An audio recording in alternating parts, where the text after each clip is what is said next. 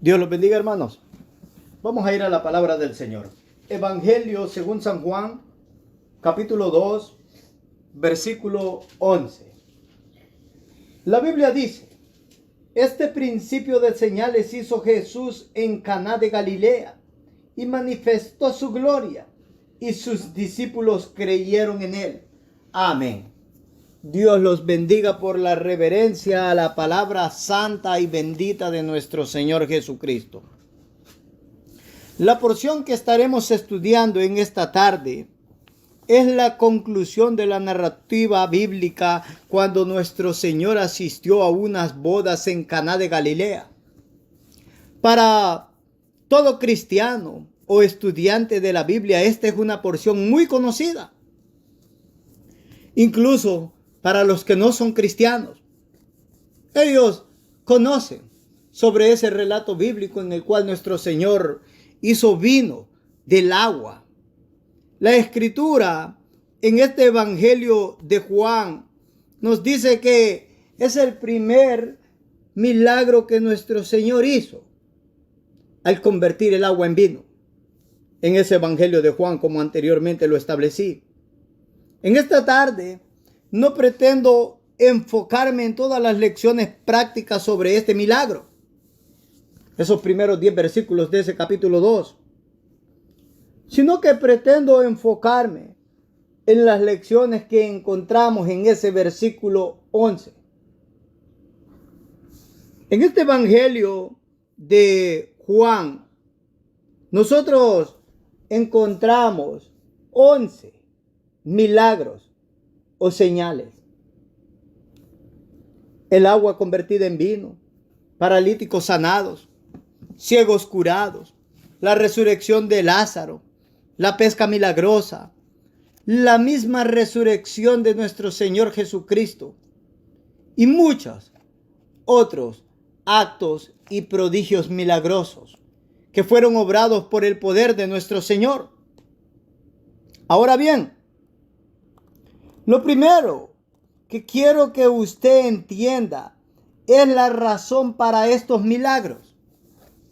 En el capítulo 4 de este mismo evangelio y versículo 48, la Biblia dice: entonces Jesús les dijo: si no viereis señales y prodigios, no creeréis. Los milagros no están destinados para satisfacer las necesidades de los hombres. Los milagros tuvieron como principal propósito que las personas creyeran en Jesucristo como el Hijo de Dios. El Señor dijo: si no creen a mis palabras, crean por las obras que hago. Las obras y esos actos milagrosos tenían como propósito validar la persona de nuestro Señor Jesucristo. Quiero que entiendan esto también. El hecho de que encontremos milagros en toda la Escritura, desde el Génesis hasta el Apocalipsis, milagros que son hechos por Dios el Padre o Dios el Hijo, de un extremo de la Biblia hasta el otro extremo, la Biblia está llena de milagros. El hecho de que adoremos a un Dios trino que ha obrado grandes proezas, eso no significa, hermanos amados, que en la Biblia encontramos una promesa en la cual el Señor se ha comprometido a obrar un milagro en favor nuestro cuando nosotros necesitamos un milagro o cuando nosotros clamamos por un milagro. Tenemos un Dios que puede hacer el milagro que Él quiera, pero siempre ese milagro está de acuerdo a su soberanía y a su propia voluntad, a su propio propósito. He visto en ocasiones letreros en iglesias que dicen: tal día tenemos noche de milagros. ¿Cómo pueden decir eso? ¿Cómo pueden estar seguros que ese día hay noche de milagros? Bueno, alguien dirá: es que tienen fe. Sí, pero aunque tengan fe, eso no significa de que Dios está comprometido a mostrar esa noche un milagro solo porque ellos tengan fe. Esa es una idea absurda y hasta necia y tonta que se ha metido en la mente de los cristianos, que ha salido desde los púlpitos y se ha vendido y los cristianos la han comprado. Si tú tienes fe, vas a ver milagros y vas a ver milagros. Puedes tener muchísima fe y no hacer una sola obra, ni ver una sola obra milagrosa como las que se suponen que estas personas atribuyen o a las cuales ellos se refieren. No hay un solo verso en la Biblia, un solo verso de tantos miles de versículos que encontramos en los cuales Dios se comprometa a hacer un milagro.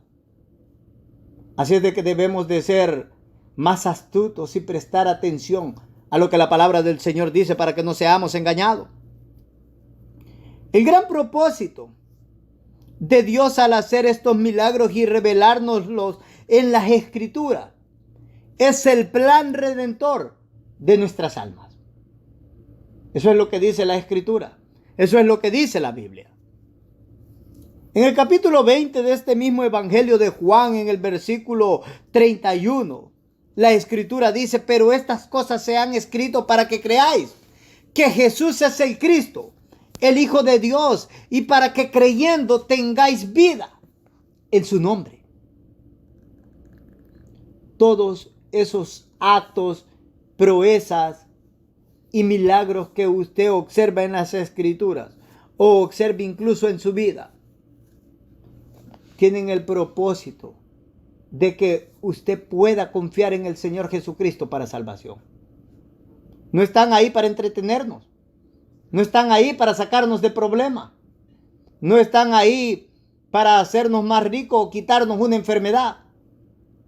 Si Dios quiere obrar un milagro para que seamos sanos por causa de una enfermedad, Él lo puede hacer.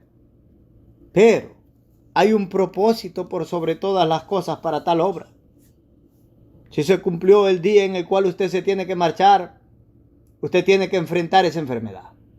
Y espero que pisemos ese valle de sombra de muerte con mucha fortaleza, con alegría y con gozo. No murmurando. Porque a mí, como dice John Bunyan en El progreso del peregrino, solo a dos se les concedió no cruzar ese río, el cual era muerte: a Enoc y a Elías. Uno Dios se lo llevó y el otro fue llevado en un carro de fuego a la presencia del Señor. Los demás estamos destinados a pasar por la muerte si el rapto no viene antes. Sea el rapto o sea la muerte, lo que importa acá es estar preparado. Lo que importa acá es tener una verdadera relación con el Señor. Lo segundo que quiero que usted entienda en esta tarde es que nuestro texto dice: este principio de señales hizo Jesús. La palabra que se usa para señales es el griego simión. Significa señales, milagros o un signo. Esas son las formas en las cuales puede traducir esa palabra. Son señales, son milagros, son un signo del Señor. Lo primero que nos dice esto es que estas señales o milagros están relacionadas con la gloria de nuestro Señor Jesucristo. La gloria del Hijo de Dios. Este principio de señales hizo Jesús.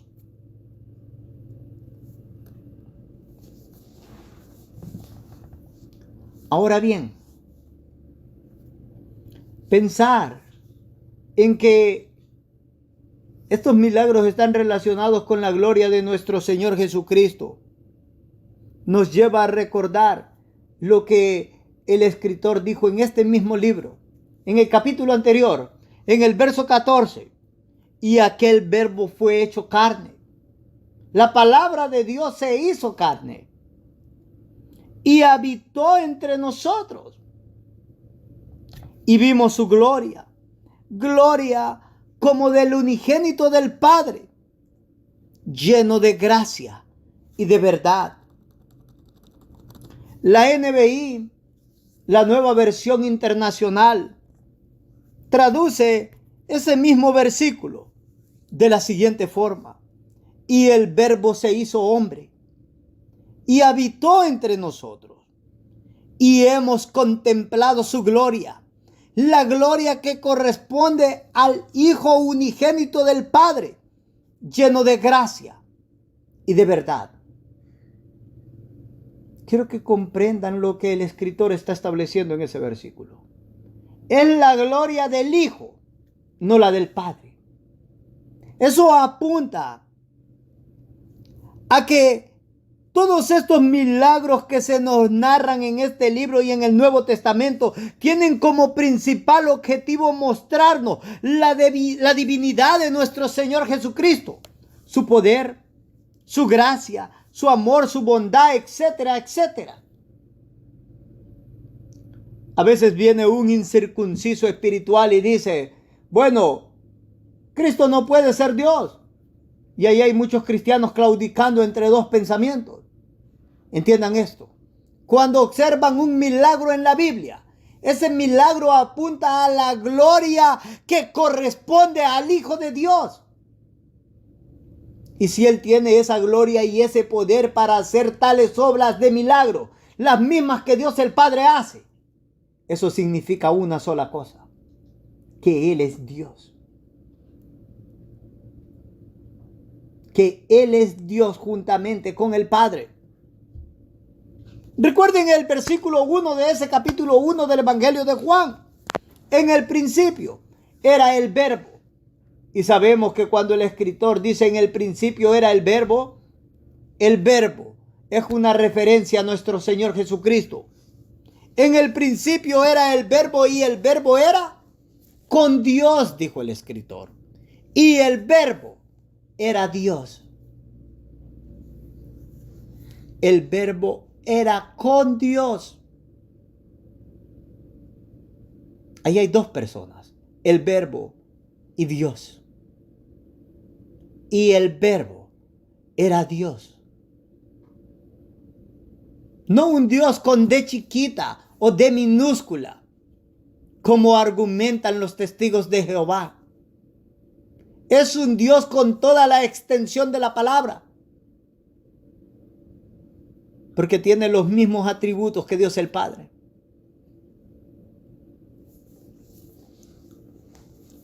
Cuídense, hermanos míos.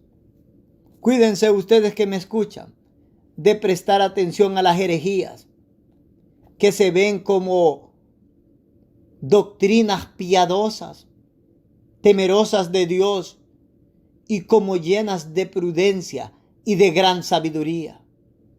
Cuídense. Presten atención a lo que la Escritura está diciendo.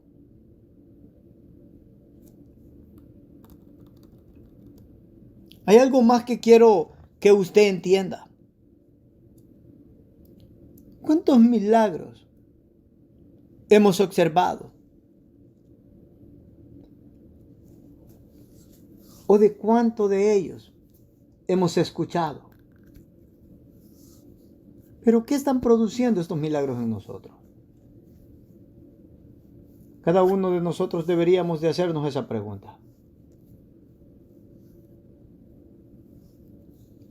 A veces nosotros no nos preguntamos muchas cosas. A veces no pensamos en las cosas espirituales. Pero cuando hablamos del cuidado de nuestra salud, por ejemplo, en medio de esta pandemia, ¿cómo salimos sin la mascarilla? O sin lentes. O sin el botecito de sanitizer. Y usted entiende cómo cuidamos nuestros trabajos, cómo cuidamos nuestras casas, nuestros carros y tantas otras cosas. Pero desgraciadamente no cuidamos de la misma forma nuestras almas, las cuales son inmortales. Siempre estamos dejando para el día de mañana nuestras almas. Creo que Satanás nos ha engañado a muchos de nosotros, porque el cuidado de nuestra alma es lo primero que nosotros deberíamos de tratar de cuidar, y no nada más debajo del cielo en esta tierra. ¿De qué sirve que nos libremos de esta pandemia? Si hay solo que esta pandemia se acabe, nosotros partimos de esta vida y nuestra parte será con los infieles en el infierno. ¿De qué serviría eso? No serviría de nada. ¿Dónde quedarían las mascarillas? El sanitizer. Y tantos cuidados que nosotros tenemos. Debemos de prestar atención. Si nos esforzamos para cuidar las demás cosas, debemos de esforzarnos más para cuidar nuestras almas. Y no puedo dejar de decir que son inmortales. Las personas deben de entender eso. Tienen almas inmortales. No crean a la doctrina de la aniquilación. Tal doctrina no se encuentra en la Escritura. La Biblia no dice que después que usted muere, usted desaparece, es aniquilado y se acabó. La Biblia es más que clara que aquellos que sean encontrados faltos, aquellos que amen a Satanás, y usted no necesita mucho para amar a Satanás, simple y sencillamente no tiene que amar a Cristo. Y no necesita mucho para no amar a Cristo, simple y sencillamente no tiene que ser obediente a Él. No necesita mucho para encender la ira de Dios. Simple y sencillamente no tiene que ser obediente a Dios. Si desprecia a Cristo, ha despreciado a Dios y ha sido desobediente. Y está amando a Satanás, eso es lo que la Biblia dice. La porción de ellos será en el lago de fuego con Satanás, dice la Escritura. Y ahí serán atormentados día y noche por la eternidad, dice la palabra del Señor. La eternidad es un tiempo que no tiene fin, hermanos míos y amigos míos. Así es que cuídense.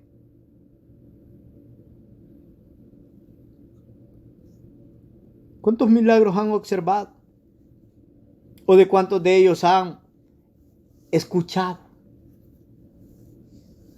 ¿Qué producen en ustedes o en nosotros tales prodigios del Señor?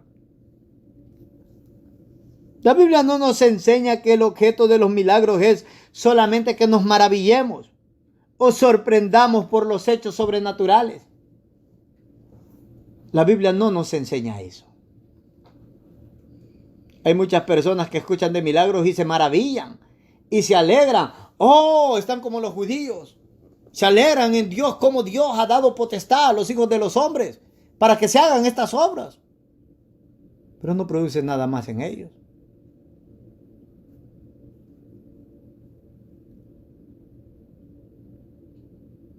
Hay otros que se sorprenden. Pero hasta ahí.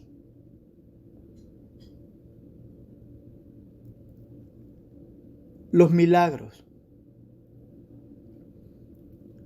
tienen un propósito en la vida de cada ser humano. Dios espera y demanda una respuesta de cada uno de nosotros ante su misericordia y gran poder derramado ante nuestros ojos. Quizás no se nos ha dicho esto anteriormente, pero esto es lo que la Biblia enseña. Hay solo 3 formas de reaccionar ante tal demanda de Dios. Solo puede reaccionar de 3 formas diferentes. ante el poder milagroso del Dios Trino. La primera es creer. Esto nos lleva a ser obedientes a la voluntad de Dios revelada en la palabra del Señor. Esto nos lleva al amor a Jesucristo, a la fidelidad a Jesucristo, a la santidad. Cuando usted cree, no cree viviendo en pecado, no cree siendo el maligno y el perverso que era anteriormente, no cree siendo una persona malcriada de labios. El que no refrena su lengua, dijo Santiago, la religión del tal es vana. Pero escucho a alguien decir, bueno, yo he sido muy malcriado toda mi vida y el Señor no puede cambiar eso. Eso es imposible que no. John Bunyan tenía la fama de ser el hombre más malcriado en toda Inglaterra y el Señor lo cambió rotundamente.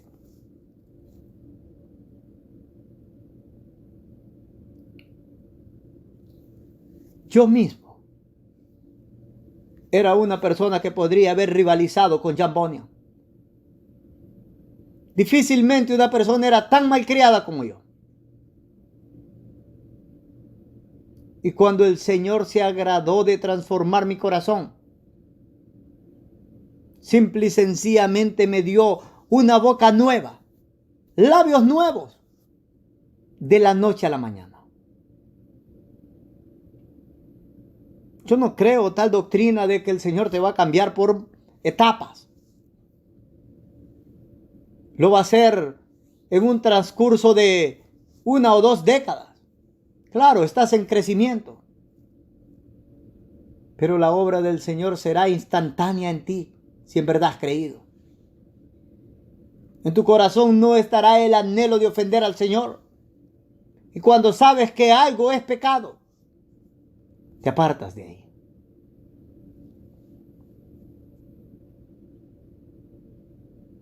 ¿Cuál es esa segunda forma de reaccionar ante las demandas de Dios acerca de los milagros? La primera es creer, con todo lo que eso significa. La segunda es no creer. O puedes creer o no puedes creer. Pero cuando tú crees, tú eres un bendito del Señor. Cuando tú no crees, esto te expondrá al juicio de Dios por la incredulidad. Pues la incredulidad es un pecado. El no creerle a Dios, el ser incrédulo, es no creerle a Dios. Y el no creerle a Dios es decirle mentiroso. Esas son palabras violentas contra Él. La tercera forma de reaccionar, y aquí hay tantas personas, una gran vastedad de millones de personas están aquí. No creen de la forma correcta, pero ellos no se cuentan como los incrédulos que no creen. Ellos dicen, sí creemos, pero no soy un verdadero cristiano. Ellos son indiferentes ante todo este acto de amor manifiesto y gracia de Dios al llamarlo y al hacerlos partícipes de prodigios, milagros y señales.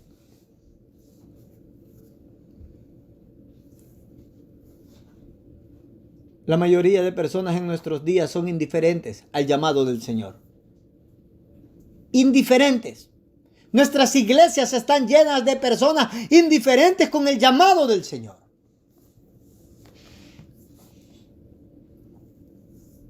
Aún la iglesia más devota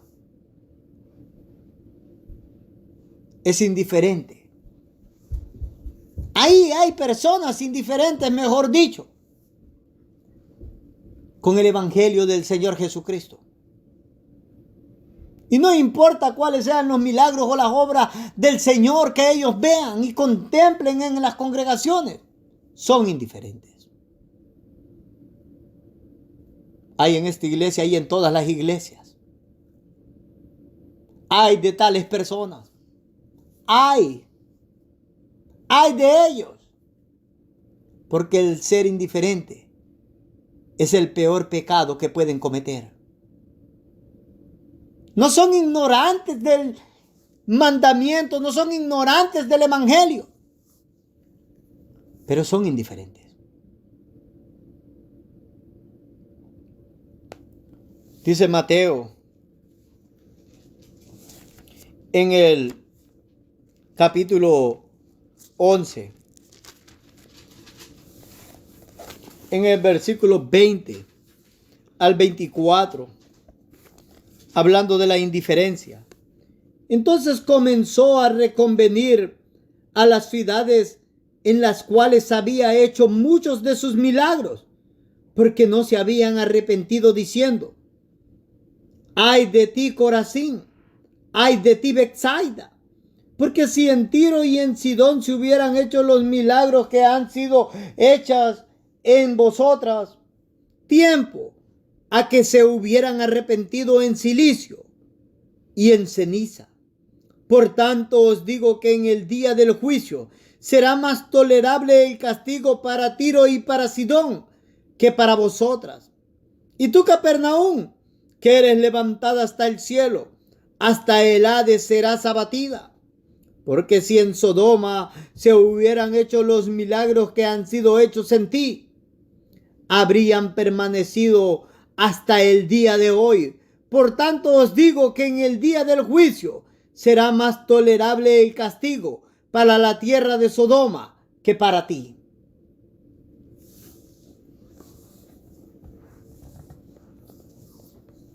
Sabemos que las personas de Sodoma eran personas muy pecadoras contra las cuales el Señor estuvo airado. Pero déjenme decirles que aquellas personas que son indiferentes con el evangelio del Señor, el Señor está más airado con ellos que con los que están en el infierno. Esas son palabras terribles. Y si usted estuviese un poquito despierto espiritualmente, eso no lo podría dejar dormir a usted en lo absoluto. Pero si las palabras que estoy diciendo no producen nada en usted, eso solo es una prueba que su corazón se está endureciendo de una forma tan terrible como usted no lo debería permitir.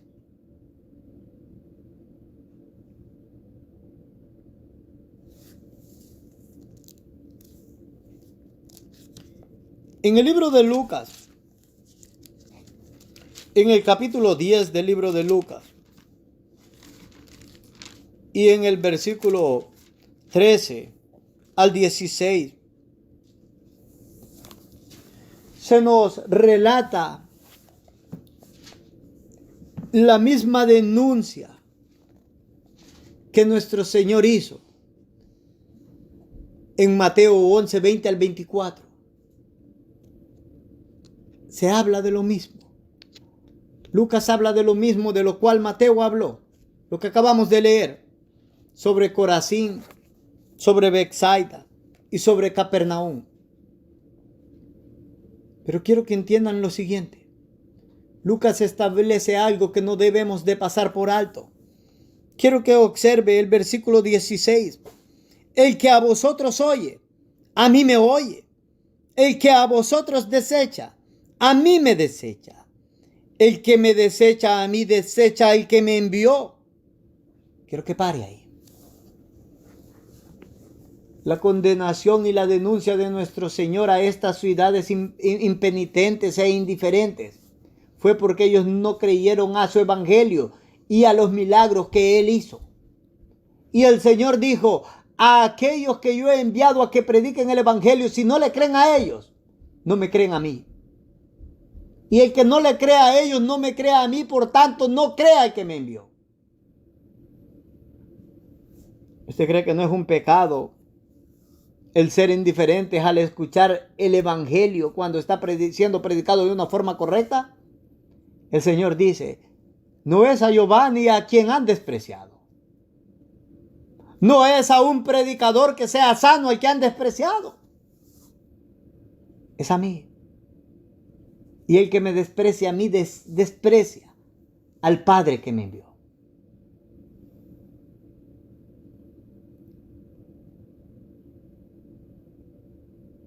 Si usted es un verdadero cristiano, esfuércese en apreciar el Evangelio del Señor y en recibir corrección. Porque hay tantos aparentes verdaderos cristianos que son verdaderos cristianos, pero cuando se les corrige, no les agrada. No les agrada en lo absoluto. Si la corrección es válida a la luz de la palabra del Señor, los está corrigiendo el mismo Señor de la gloria. Así es que tengan cuidado.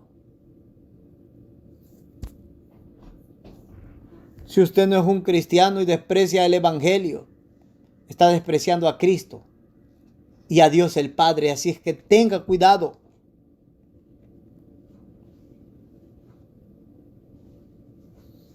Alguien dirá, he oído de milagros, pero no los he visto. Otro dirá, yo ni tan siquiera he oído de ellos.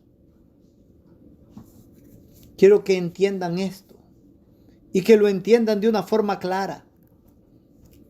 Los milagros de Dios se manifiestan de muchas formas y todas ellas diferentes. Y ninguno de nosotros está en disposición de elegir de qué forma poder ver los milagros o avalarlos, si son válidos o no.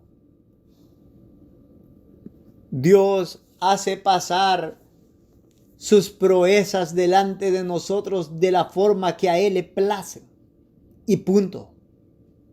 Nadie le puede decir a Él, ¿por qué haces esto? Lo único que nos queda es entenderlos y aprender a reconocerlos, para que de esta forma podamos responder de una forma correcta a esos prodigios milagrosos que suceden cada día delante de nuestros ojos. Ahora bien, permítanme mostrarles el milagro más grande que todos los hombres bajo la tierra verán, pueden ver y están viendo en esta vida. En 2 de los Corintios, en el capítulo 4, versículo 6, la Biblia dice, porque Dios que mandó que de las tinieblas resplandeciese la luz, ese que resplandeció en nuestros corazones para iluminación del conocimiento de la gloria de Dios en la faz de Jesucristo. Eso nos lleva a Génesis 1:3. Y dijo Dios, sea la luz. Y fue la luz. Miren, hermanos míos, la conversión de una persona, ese es un gran milagro de Dios. Y la conversión de usted mismo es el milagro más grande que usted verá en esta vida. Porque solo usted sabe si en verdad es un verdadero cristiano, lo maligno y perverso que ha sido y rebelde contra el Dios santo y omnipotente.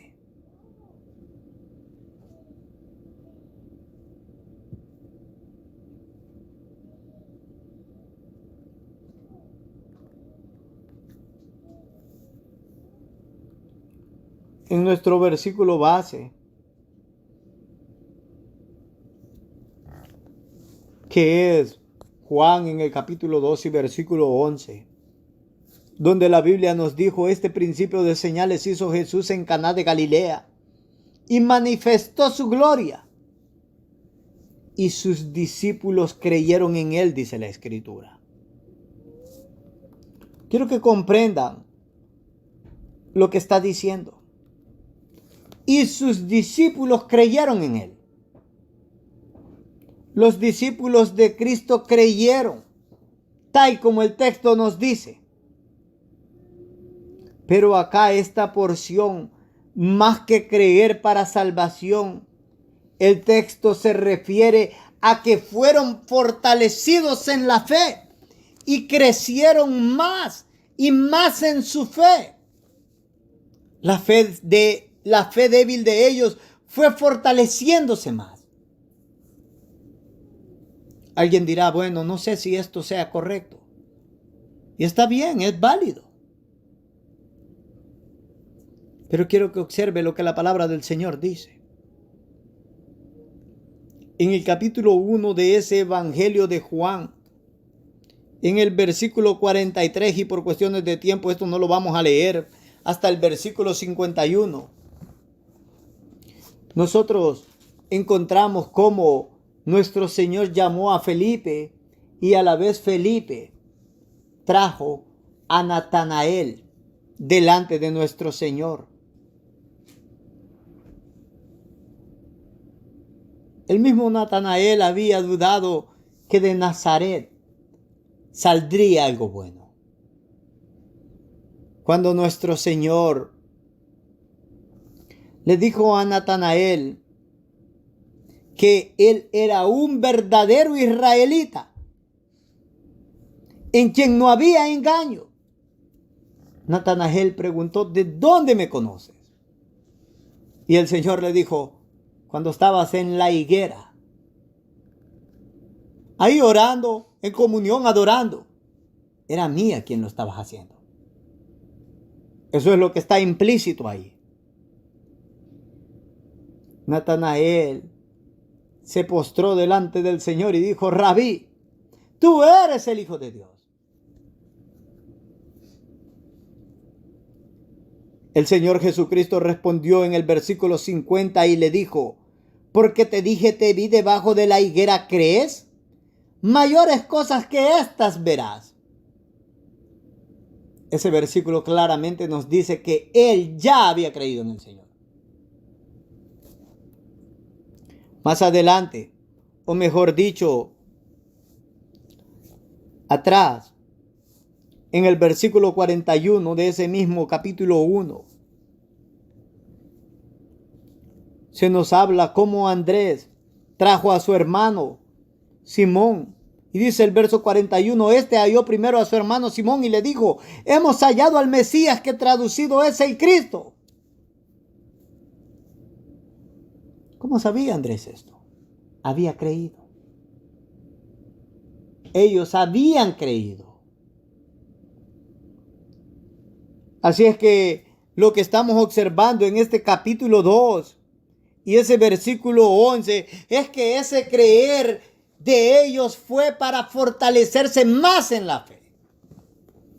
Y lo que quiero que ustedes entiendan, hermanos míos, es que como cristianos maduros o como cristianos que ya han creído en Cristo y que ya son salvos, ustedes deben de estar más tiempo en la Escritura si quieren crecer, si quieren fortalecerse en la fe y dejar de tener esa fe débil.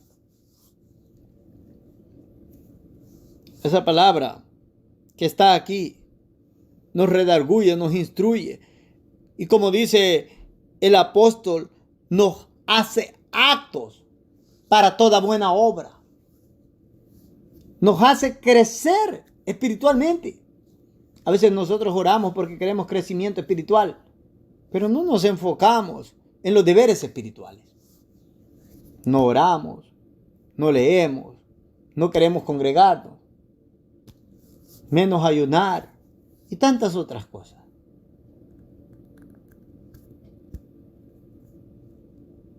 Ese no es el camino, hermanos.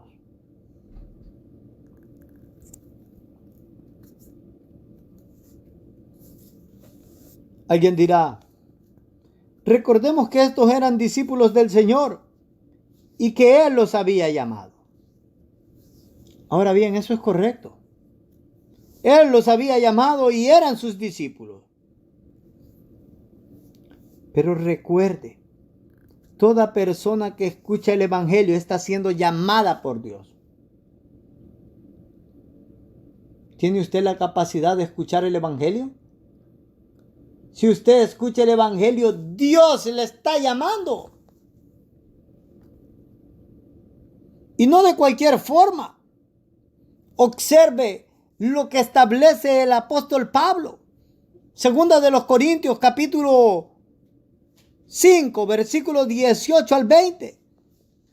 Y todo esto proviene de Dios, quien nos reconcilió consigo mismo por Cristo y nos dio el ministerio de la reconciliación, que Dios estaba en Cristo reconciliando consigo al mundo, no tomándoles en cuenta a los hombres sus pecados, y nos entregó a nosotros la palabra de la reconciliación.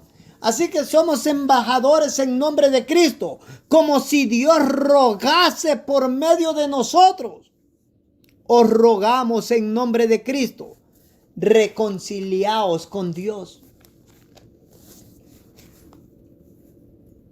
El apóstol dice, cuando escuchan el evangelio, es como que si Dios os rogara por medio de nosotros que se reconcilien con Él.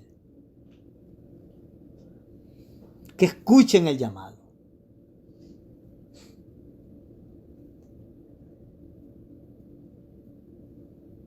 ¿Qué será de aquel día si ustedes desprecian este llamado de reconciliación por el cual Dios está pasando por alto los pecados del mundo en esta hora?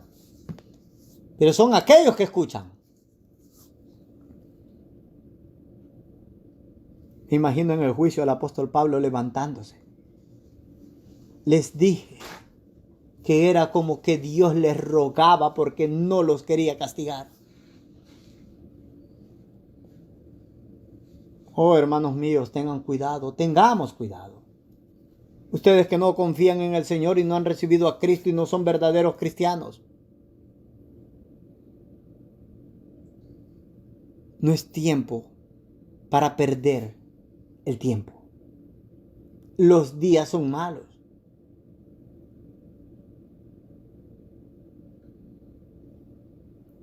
Hay 3 formas de responder al llamamiento de Dios por medio del Evangelio de Jesucristo.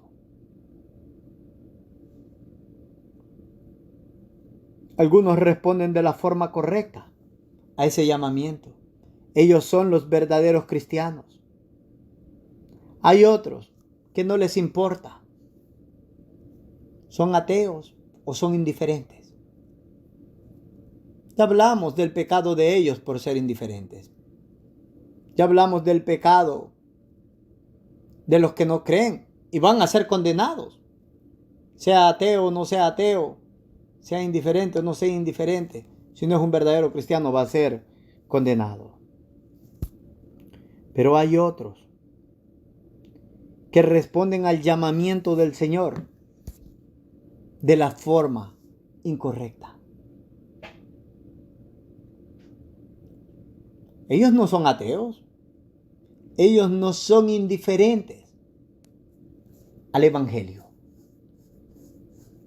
Ellos son contados como Judas era contado entre los 12. Ellos son contados entre los verdaderos cristianos. Pero hay un problema con ellos. Ellos no responden de la forma correcta. En el capítulo 22 del Evangelio de Mateo, en los primeros 14 versículos, encontramos la parábola de la fiesta de bodas, en la cual un rey hizo fiesta de bodas a su hijo. Y cuando todo estaba preparado, llamó a las personas a que vinieran a esta fiesta de bodas. Las personas ignoraron al rey. El rey los volvió a llamar y a ellos no les importó. Y no solo no les importó, se fueron a su labranza, a sus negocios. Tomaron a los siervos del rey, los afrentaron y los mataron. Eso es el versículo 6. El rey se enojó y trajo juicio contra esos homicidas y quemó la ciudad de ellos. Y el rey dijo, traiga a las bodas a todos los que encuentren en los caminos, buenos y malos. Tráiganlos. Y los trajeron. Y ellos vinieron a las bodas. Las bodas se llenaron de invitados, de convidados. Pero el versículo 11 al 14 nos dice: y entró el rey para ver a los convidados, y vio allí a un hombre que no estaba vestido de bodas. Y le dijo: amigo, ¿cómo entraste aquí sin estar vestido de bodas? Mas él enmudeció. Entonces el rey dijo a los que servían: atadle de pies y manos y echarle en las tinieblas de afuera. Ahí será el lloro y el crujir de dientes, porque muchos son llamados y pocos escogidos.